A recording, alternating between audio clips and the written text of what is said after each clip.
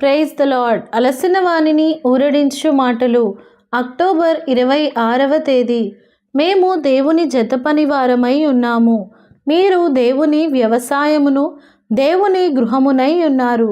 1వ కొరింథీయులకు రాసిన పత్రిక 3వ అధ్యాయము 9వ వచనము. విశ్వాసనముగా మనకు ఇవ్వబడిన అనేకమైన పేర్లలో ఒకటి దేవుని జతపని వారము. 1వ కొరింథీ 3వ అధ్యాయము 9వ వచనము. 2వ కొరింథీ 6వ అధ్యాయము 1వ వచనములో కూడా ఇదే కనబడుచున్నది.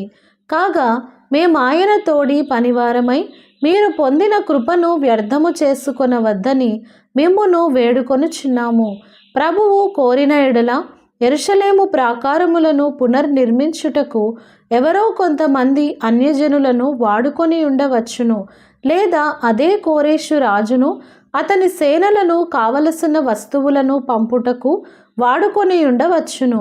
లేదా దేవుడు రాజైన అర్తహషస్తను అతని ప్రజలను త్వరగా తిరిగి కట్టుటకు వాడుకొని ఉండవచ్చును. కానీ వీటిలో ఏదియూ ఆయన చేయలేదు. ఎందుకనగా ఈ ధన్యత మరియు బాధ్యత కేవలము దేవుని ప్రజలకు మాత్రమే ఇవ్వవలెనని దేవుడు కోరుచున్నాడు.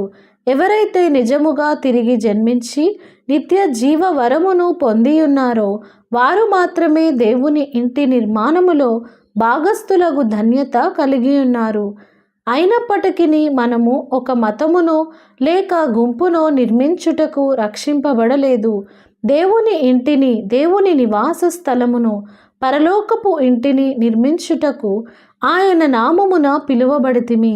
ఎఫెసీయులకు రాసిన పత్రిక 2వ అధ్యాయము 22వ వచనము ప్రకారము మనము నిత్యము ఉండు దేవుని ఇంటిగా, దేవుని ఆలయముగా చేయబడుటకు విశ్వాసులముగా మనము సమీపమునకు తీసుకొని రాబడితిమి.